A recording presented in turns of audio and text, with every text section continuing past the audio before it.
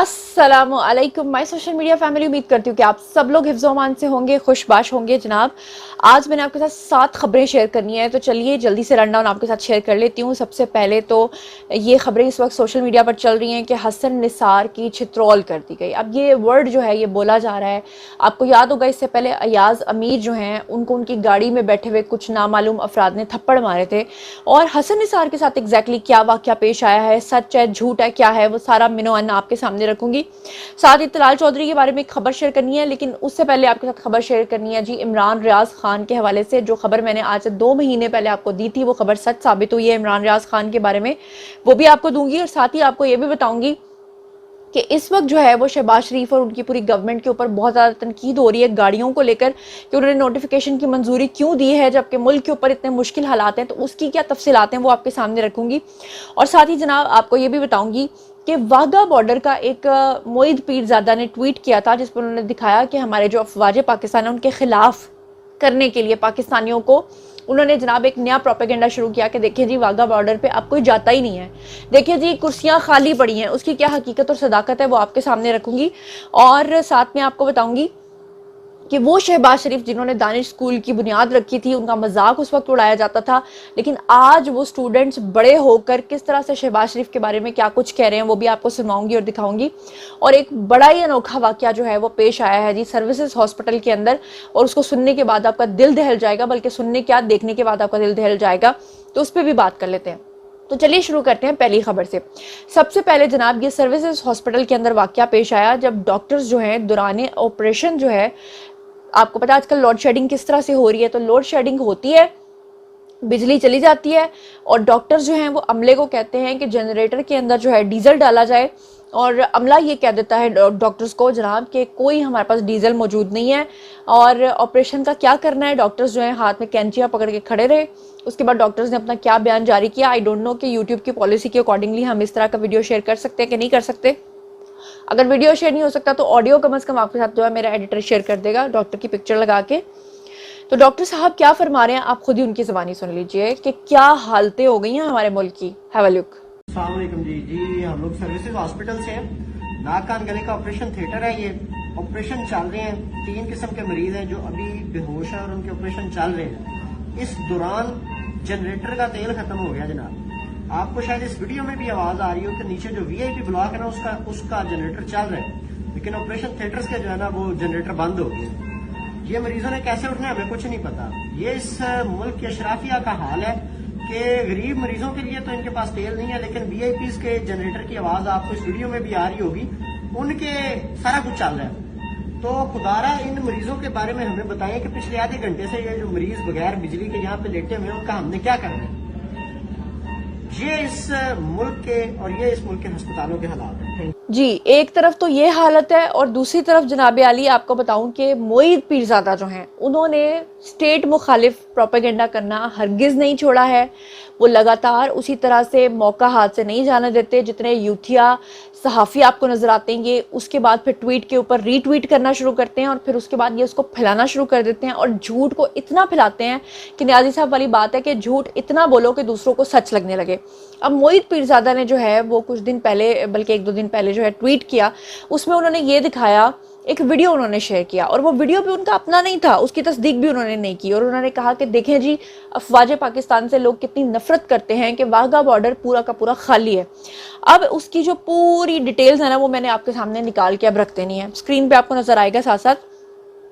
सबसे पहले ये जो है टिकटॉक बनाने वाला जो शख्स है इसकी आईडी का हमने पता करवाया, तो आईडी पता चली जनाब जी AZB के नाम से ये एक टिकटॉकर अकाउंट है जिसने ये टिकटॉक जो है अपलोड किया किस डेट को, 7वें महीने में 13 तारीख को। यानी उस वक्त का अपलोड किया हुआ वीडियो जो है उसको इस्तेमाल करके मोईद पीरजादा ने अब दिखाया और दिखाकर ये लोगों को भड़काने की कोशिश की कि देखें जी आसिम मुनीर की क़यादत में लोग जो हैं कितने नाला हैं, कितने परेशान हैं, कितने तंग हैं। अब इसके बारे में मैं आपको बताऊं कि जैसे ही ये इनकी पोस्ट जो है वायरल हुई फौरन 2 बातें सामने आई। नंबर 1 कि वाघा बॉर्डर के ऊपर हमेशा हर दिन रश नहीं होता है, कभी रश होता है, कभी नहीं होता है, कभी ज़्यादा लोग होते हैं, कभी कम लोग होते हैं। पहली बात। फैक्ट नंबर 2 ये है कि जब वहाँ पर वाघा बॉर्डर की एक टाइमिंग है, जब परेड हो जाती है, हो जाने के बाद कुर्सियाँ खाली हो जाती हैं, ऑब्वियसली कई लोग जो हैं वो छोड़ के चले जाते हैं। कई दफ़ा ऐसा भी होता है कि अभी परेड शुरू होती है और लोग आ रहे होते हैं या कुछ रास्ते में होते हैं, कुछ बैठ रहे होते हैं, तो उस वक्त बनाई हुई वीडियो को पोस्ट करने का प्रोपेगेंडा आप समझ सकते हैं। मोहित पीरज़ादा को पर्सनली तो मैं नहीं जानती, लेकिन इनके बारे में सोशल मीडिया पे ये बात चल रही है कि इनके वालिद का जब इंतकाल हुआ था तो इन्होंने अपने वालिद की डेड बॉडी का जो अंगूठा है वो कागजात के ऊपर लगवाया था। आई डोंट नो इसमें कितनी सदाकत है, लेकिन लोग उनको, मैंने इतनी बार पढ़ लिया है कि इसका जिक्र अब करना मुझे मुनासिब लगा कि मैं आप लोगों से पूछूं कि इसके पीछे का क्या फंडा है। लेकिन बहरहाल इस शख्स का झूठ सुनने के बाद मुझे यकीन आता है कि खुदा न खास्ता इसने ऐसी कोई हरकत की होगी। अब जनाब मैं आपको ये बता दूं कि एक सहाफ़ी हैं, वो भी वहाँ पर पहुँचे और उन्होंने भी जाकर वहाँ से वाघा बॉर्डर से जो है वीडियो पोस्ट की। साथ साथ स्क्रीन पे आप देखते भी जा रहे हैं, उस सहाफ़ी ने भी बताया कि ये जो एक बदतरीन प्रोपेगेंडा किया गया ये टोटली झूठ है। क्या कहा उन्होंने, खुद ही सुन लीजिए। अस्सलाम वालेकुम जी, मैं हूं आदिल अब्बासी और ये वीडियो इसलिए बना रहा हूं क्योंकि गुज़िश्ता चंद दिनों से पाकिस्तान में एक प्रोपेगेंडा हो रहा है कि पाकिस्तान में वाघा बॉर्डर की परेड पर पाकिस्तानियों ने शिरकत करना बंद कर दी है। जब मैंने ये वीडियोस देखी, जब ये गुफ्तगू सुनी तो फैसला किया, बजाय इसके कि मैं इस पर खुद से कोई कॉमेंट करूँ, आके ऑब्जर्व करूँ, उसके बाद विटनेस बनूं, विटनेस बनने के बाद ये वीडियो बना के पूरी पाकिस्तान को, पूरी दुनिया को दिखाऊं कि ये झूठा और फेक प्रोपेगेंडा है। आप देख सकते हैं मेरे सराउंडिंग में सारा का सारा पाकिस्तानी स्टैंड और क्राउड जो है वो भरा हुआ है। जी तो अब चलते हैं जी अगली खबर की तरफ। अगली खबर है जी दानिश स्कूल के हवाले से। आपको याद है कि दानिश स्कूल आज से मेरे ख्याल से कितना अर्सा पहले जब शहबाज शरीफ ने शुरू किया था, नवाज शरीफ ने जब शुरू किया था, ख़ास तौर पे शहबाज शरीफ को इसका जो है वो क्रेडिट जाता है। उस वक्त कितना मजाक उड़ाया गया था, कहा गया था कि तालीम के नाम पे क्या बात करें। न्याजी साहब को उन दिनों में सपोर्ट किया जाता था और न्याजी साहब के बारे में कहा जाता था, वो क्या कहते थे, सड़कें नहीं बनानी, पुल नहीं बनाने, तो सड़कें नहीं बनानी, पुल नहीं बनाने। तो अब आपने देखा ना कि किस तरह केनाल रोड पूरी डूब गई, देखा ना लाहौर कैसे डूब गया, देखा ना कैसे आपके बनाए हुए वसीम अकरम प्लस की तरफ से अंडरपासेस जो है वो डूब गए और बड़े बड़े गड़े पड़ गए। ये था न्याजी साहब का विजन और ये था जनाब दानिश स्कूल का विजन जो कि शहबाज शरीफ ने देखा था। और वो विजन जो है वो पाया तकमील को इस तरह से पहुंचा कि वो स्टूडेंट्स अब बड़े हो गए हैं, अपना अपना रद्द-ए-अमल दे रहे हैं। उन्होंने रुला देने वाली स्पीचेस भी की। उन्होंने कहा कि उनके माँ बाप नहीं थे, वो यतीम थे, वो मस्कीन थे और उनको पढ़ने की इजाज़त मिली। हालांकि मैं ये कहती हूँ कि रियासत जो होती है वो सब बच्चों की माँ है, सब लोगों की माँ है, तो सबका हक है कि वो पढ़ें। लेकिन बड़े ही जनाब जी दुखी कर देने वाले कुछ वीडियोस हैं जो मैं थोड़े थोड़े आपको दिखाना चाहती हूँ। और शहबाज शरीफ भी वहाँ पे बाकायदा तकरीब के अंदर जो है वो आपदीदा दिखाई दिए। इससे पहले उन्होंने लैपटॉप तकसीम किए, उसकी भी तकरीब का इनेकाद किया। वहाँ पर भी आपको याद होगा कि एक स्टूडेंट आए जो इस वक्त जो है किसी बड़ी यूनिवर्सिटी के लेक्चरर हैं जो कि तनूर पर रोटियाँ लगाया करते थे और वहाँ से पकड़ के शहबाज शरीफ ने उनको जो है पढ़ने के मौके दिए और ना सिर्फ मौके दिए बल्कि स्कॉलरशिप पे वो शख्स जो है बाहर कई ममालिक की सैर भी कर चुके हैं। तो अब मैं चाहती हूँ कि कुछ स्टूडेंट्स के और कुछ उनके पेरेंट्स के जो हैं कुछ सेंटिमेंटल से वीडियोस हैं जो दानिश स्कूल के हवाले से वो आप देख लें। उसके बाद अगली खबर की तरफ चलते हैं। वाकई में एक ख्वाब देखा था, लेकिन वाकई हकीकत में बहुत खूबसूरत है। आज अगर मैं इस जगह पर हूँ तो जस्ट हमारे पीएम ऑफ द पाकिस्तान की वजह से, क्योंकि एक अच्छे पेरेंट्स का सबसे पहला काम होता है उनकी तालीम के लिए काम करना। मेरे पेरेंट्स नहीं थे, लेकिन शायद मैं दानिश ना होता तो ना पढ़ सकती। दानिश के काफ़ी बच्चे इंटरनेशनल हैं। मैं 2 दफ़ा दानिश के उससे बाहर जा चुकी हूँ। गेम्स के उसके हवाले से हमारे स्कूल के काफ़ी बच्चे स्टडीज़ के लिए भी बाहर जाते हैं। उसके हवाले से उसके बाद दानिश से पास आउट होने के बाद बच्चे आला ओहदों में फाइज होते हैं और पाकिस्तान के लिए सर्विसेज देते हैं। Assalamualaikum. I am Hania Khalid and I belong to a middle class family. I started my journey in Danish back in 2017 and since then I have learned to fly. Today I stand tall with multiple laurels and stars on my shoulder and I am ready to face the world. जी तो जनाब ये भी आपने देख लिया।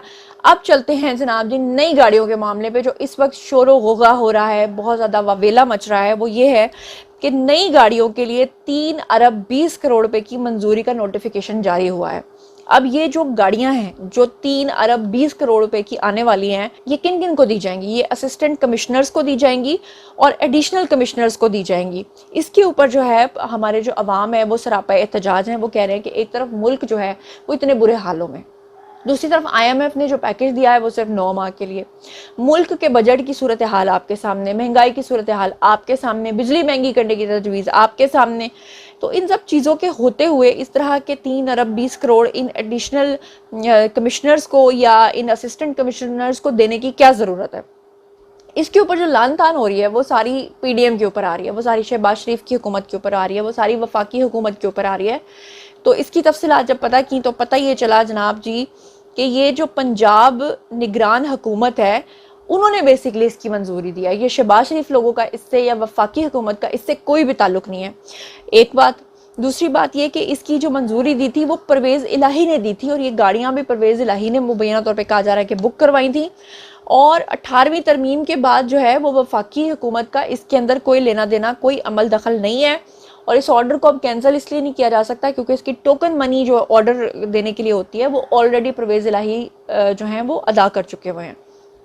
तो I hope इस खबर की भी तस्दीक आपको हो गई होगी क्योंकि इसके ऊपर बड़ा शोर उठ रहा है। लेकिन बहरहाल मैं इसको कंडेम ज़रूर करती हूँ कि जब मुल्क के अंदर ये हालात हो रहे हैं तो आप जब दाल के साथ पेट भर सकते हो तो चिकन खाने की क्या ज़रूरत है। लेकिन बात वो ये ना कि हमें चिकन भी खाना, चाहे हम भूखे मर रहे हैं, लेकिन हमें चिकन ला के दो, जहाँ से मर्जी ला के दो। बहरहाल अब चलते हैं जी अगली खबर की तरफ। आपको याद होगा कि आज से बहुत अरसा पहले मैंने आपको ये बताया था कि जितने भी लोग इस वक्त गायब रहे, जैसे आज़म खान चले गए, मुराद सईद गायब थे, और भी कितने सारे लोग गायब थे, और कईयों को मुबैना तौर पे कहा गया कि एजेंसियां उठा के ले गई, फ़लाँ उठा के ले गए, फ़लाँ उठा के ले गए। मगर सबसे ज़्यादा जो शोर मचाया गया वो इमरान रियाज खान के हवाले से उठाया गया। ठीक है जी, उनकी बरादरी के जो लोग हैं, सहाफ़ी हैं, जो व्लॉगर्स हैं, उनको आवाज़ उठानी चाहिए थी। लेकिन आपको याद होगा कि उस वक्त भी मैंने आपको बताया था कि उनके बारे में यही खबर है कि एजेंसीज ने उनको नहीं उठाया हुआ, बल्कि वो खुद अपनी मर्जी से गायब हुए हैं। यही वजह है कि उनके फैमिली, उनके अहले खाना की तरफ से ज़्यादा उस तरह से रेजिस्ट नहीं किया गया। तो अब जो खबर मैंने आपको दी थी उस खबर की तस्दीक जो है वो खुद फैसल वाउडा ने कर दी है। फैसल वाउडा ये कह रहे हैं कि इमरान रियाज खान जो हैं वो जितनी भी खबरें शेयर करते थे वो सब झूठी होती थी, वो सिर्फ यूट्यूब के क्लिक्स लेने के लिए होती थी। और सबसे बढ़कर ये कि इमरान रियाज खान जो हैं वो खुद छुपे हुए हैं। क्या कह रहे हैं वो खुद ही सुन लीजिए। इमरान रियाज खान के वेयर अबाउट्स आपको पता है कहाँ है? देखिए, इमरान रियाज के वेयर अबाउट्स का तो मैं सिर्फ आपको इतना सी बात कर सकता हूँ इज ही सेफ? देखिए, सारी ये गेम थी पैसे की, यूट्यूब के अंदर इनकम की। आई बी वेरी फेयर, इमरान साहब की गेम थी। सारे जो यूट्यूबर्स हैं, जो मेजर लगे हैं, वो तो पैसा कमाने के लिए लगे हुए ना। जो बिकता है वो बेचते हैं, उससे उनको पैसे मिलते हैं। कोई पाकिस्तान की खिदमत नहीं कर रहा। एंड सेकेंडली ये भी हमने देखा है कि बहुत सारे लोग मजबूरी के तहत, डर के तहत, अपने आप को लाइमलाइट में लाने के लिए खुद भी गायब हो जाते हैं, खुद भी छुप जाते हैं, फिर नमूदार भी हो जाते हैं। ठीक है, खुद भी छुप जाते हैं। ये तो आपने बहुत बड़ा, बहुत क्लैरिटी से आपको बता रहा हूँ। आपको मैं मुराद सईद है, हमाद अजहर है, खुद ही छुपे हुए ना। चलिए जनाब, अब अगली खबर की बारी। अगली खबर ये है कि आपको पता होगा कि पहले भी जब ये बातें चली थी कि परवेज़ खटक अपने साथ जो है 25 वज़रा के समेत जो है वो शमूलियत इख्तियार करना चाहते हैं नून लीग में, उस वक्त भी बड़ी तनकीद हुई थी कि ऐसे नहीं होना चाहिए। जो लोटे हजरात होते हैं उनको आपने कभी भी अपनी पार्टी में शामिल नहीं करना होता, और आपने अपनी पार्टी के जो लॉयल लोग हैं उन्हीं को टिकट देना होता है, और लोग उन्हीं को एक्नॉलेज भी करते हैं। और फिर आपने उसके बाद देखा कि परवेज़ खटक जो हैं वो उस तरह से फिर शामिल भी नहीं हुए। अब जनाब खबर ये आ रही है कि नून लीग ने ज़िमनी इलेक्शंस के बीच में एक साहब हैं जिनका नाम है जी नवाब शेर। अब ये जो नवाब शेर हैं इनको टिकट देने का फैसला किया है। अब इसके बारे में आपको मैं बता दूं कि इनके मुकाबले में जो आते हैं वहाँ पर जो कैंडिडेट हैं वो जी तलाल चौधरी हैं। अब तलाल चौधरी के लिए सहाफ़ी हजरात जो है आवाज़ उठा रहे हैं, वो कह रहे हैं कि तलाल चौधरी जो हैं वो नून लीग की खातिर जेल जा चुके हैं। उन्होंने हमेशा जो है वो नून लीग के साथ लॉयल्टी दिखाई है, कभी अपनी पार्टी भी चेंज नहीं की। तो फिर ऐसे में तलाल चौधरी को छोड़कर एक ऐसे शख्स को जिसका नाम नवाब शेर बताया जा रहा है, जिसके बारे में लोग कह रहे हैं कि वो लोटा है, वो 4-4 पार्टियां बदल चुका है, तो ऐसी ज़्यादती नहीं होनी चाहिए। और दूसरी तरफ नून लीग का बयानिया ये है, नून लीग ये कहती है कि हमने खुफिया तौर पर हर एक के बारे में जो है वो पोल करवाया है, ऑडियंस पोल, जिसमें हमें ये पता चल सके कि किसी हलके के अंदर कौन शख्स जो है वो ज़्यादा मकबूलियत रखता है, यानी कि हमें किसको टिकट देनी चाहिए। ना कि न्याजी साहब की तरह 1-1 करोड़ में टिकट बेचना चाहिए, हमें उसे टिकट देना चाहिए जो हमें एलिजिबल लगता है। बहरहाल ये पार्टी का अपना फैसला है, लेकिन क्योंकि तनकीद हो रही थी तो इसके बारे में बात करना भी बहुत ज़रूरी था। अब चलते हैं जी हसन निसार साहब की तरफ। आपको याद होगा आज से कुछ अर्सा पहले अयाज अमीर साहब जो हैं, उन्होंने इस्टेब्लिशमेंट के बारे में और कुछ हमारे इदारों के बारे में गलत बातें की थी। फिर उसके बाद आपको याद होगा कि ये वाक़या पेश आया था, आधी रात को मैंने आपको रिपोर्ट किया था, जब अयाज अमीर जो है अपने चैनल से प्रोग्राम करके बाहर निकले तो गाड़ी के अंदर ही कुछ इस तरह के लोग आए कि उन्होंने आकर अयाज अमीर को अगवा तो नहीं किया, पकड़ा तो नहीं, गायब तो नहीं किया, लेकिन उनके मुंह पे थप्पड़ों की बरसात की। और उसके बाद अयाज अमीर के लिए जो है लोगों ने आवाज़ भी उठाई, जिसको मैं कंडेम करती हूँ, इस तरह नहीं होना चाहिए। लेकिन दूसरी तरफ जो है, आपको याद होगा कि थोड़े दिन पहले जो है एक बड़ा मुतनाज़े किस्म का बयान दिया था हसन निसार साहब ने। हसन निसार साहब ने कहा था कि डीएनए का टेस्ट बड़ा मुश्किल होता है, बड़ा महंगा होता है, लेकिन उन्होंने कहा कि मैंने अपना डीएनए टेस्ट करवाया है। और डीएनए टेस्ट कराने के पीछे उन्होंने अपनी जो मंतक बताई है वो ये कि मैं अपनी नस्ल चेक करवाना चाहता था कि मैं किस नस्ल से ताल्लुक़ रखता हूँ। फिर उसके बाद उन्होंने अपनी तारीफ़ें करने के बाद ये कहा कि वो एक बड़ी आला नस्ल से ताल्लुक़ रखते हैं। उन्होंने बताया कि वो पाकिस्तानी नहीं है, उन्होंने बताया वो एशियन भी नहीं है, उन्होंने ये बताया कि उनका जो शजरा नस्ब है वो अरबिक है, यानी वो अरबी हैं, और अरबी नस्ल होने की वजह से वो अपने आप को काफ़ी ज़्यादा समझ लें कि एक लेवल पर लेके जा रहे थे। और पाकिस्तानियों के बारे में उन्होंने दबे अल्फाज में ये कहा कि वो एक घटिया नस्ल के लोग होते हैं, क्योंकि वो इंडिया से माइग्रेट करके आए हुए हैं। कई लोग जो हैं उनका इशारा जो है ना शूद्रों की तरफ था, यानी इंडियंस के अंदर, हिंदुओं के अंदर जो एक कास्ट होती है, कास्ट सिस्टम है, आपको पता होगा उनका क्षत्रिय, यानी जिसे क्षत्रिय भी वो कहते हैं, खत्री भी कहते हैं, और दूसरा उनके ब्राह्मण होते हैं, ब्राह्मण के बाद उनके खत्री आते हैं, फिर उनके वैश्य आते हैं, फिर उनके शूद्र आते हैं। तो वो शूद्रों की तरफ इशारा करके कहना चाह रहे थे कि पाकिस्तानी जो हैं वो वहाँ से शूद्रों से कन्वर्ट होकर मुसलमान हुए हुए हैं और मैं एक बहुत आला नस्ल का इंसान हूँ। उसके ऊपर लोगों ने उनको बहुत ज़्यादा आड़े हाथों लिया था, उनके ऊपर काफ़ी ज़्यादा तनकीद की थी। और अब जनाब आली उन्होंने फिर से एक ट्वीट किया। उस ट्वीट के बाद जो है लोगों ने बहुत ज़्यादा उनके ऊपर तनकीद करते हुए, समझ लें कि चित्रोल, तो आप समझ लें कि ज़ाहिरी थप्पड़ तो नहीं मारे, लेकिन आप ये समझ लें कि वो थप्पड़ जो है ना उसमें कोई कमी नहीं छोड़ी। अब हसन निसार साहब की मैं बहुत रिस्पेक्ट करती हूँ, मैं उनसे पर्सनली मिलती भी रहती हूँ, तो मैं माजरत चाहती हूँ, लेकिन जब खबर की बारी आएगी तो ऑब्वियसली मैंने खबर तो आपको बतानी है।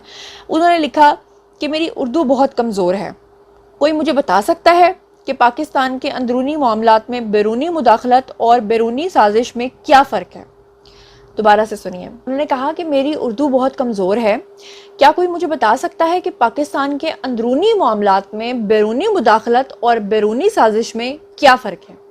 इस पर एक आइडिया जी उस्मान अहमद ख़ान, उन्होंने ये छित्रौल समझ लें की और ऐसे अल्फाज में की कि जो इनको काफ़ी ज़्यादा सराहा जा रहा है सोशल मीडिया पे।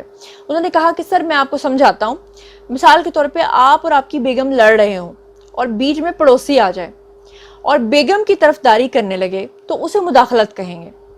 दोबारा से सुने, उन्होंने कहा मिसाल के तौर पे आप और आपकी बेगम लड़ रहे हों और बीच में पड़ोसी आ जाए और बेगम की तरफदारी करने लगे तो इसे मुदाखलत कहेंगे, जबकि अगर पड़ोसी आपकी बेगम को वरगला कर अपने जाल में फंसाए और फिर शोरबे वाले आलू मटर में जहर मिलाकर आपको मारने का मंसूबा बनाए तो इसे साजिश कहते हैं। और इसके बाद सोशल मीडिया पर इस शख्स को काफ़ी ज़्यादा सराहा जाने लगा और हसन निसार साहब जो हैं उनके ऊपर काफ़ी ज़्यादा तनकीद की जाने लगी। मुझे आजकल वो समा के शो में भी नज़र नहीं आ रहा है, आई डोंट नो उनके साथ क्या प्रॉब्लम हुआ है, मैं उनको कॉल भी करूँगी। तो ये छित्रौल से बड़ी छित्रौल थी, समझ रहे कि ये एक ज़ाहिरी थप्पड़ नहीं था, लेकिन ये वो थप्पड़ था जो सोशल मीडिया पर इस वक्त बहुत ज़्यादा सर्कुलेट हो रहा है, वायरल हो रहा है। बहरहाल इससे एग्री डिसएग्री करना तो आप लोगों का हक है। तो जनाब ये थी आज की सारी खबरें। अब बारी है जी आप लोगों की। आइए कमेंट सेक्शन में मुझे बताइए कि सर्विसेज हॉस्पिटल में जो ये वाकया पेश आया है दौरान ऑपरेशन, जिस तरह से डीजल ख़त्म हुआ और जिस तरह से वो बेचारे मरीज़ को छोड़ के डॉक्टर्स खुद खड़े हो गए कैंचियाँ लेकर, उसके बारे में आपका क्या ख्याल है मुझे बताइए। कि दानिश स्कूल का जो अहसन कदम उठाया था शहबाज शरीफ ने, उसके बारे में आपका क्या ख्याल है, क्योंकि अगर बुरी चीज़ पे हम तनकीद करते हैं तो अच्छी चीज़ पे हमें अप्रिशिएट भी करना चाहिए, जो कि हमारे लोगों में शदीद फुकदान है।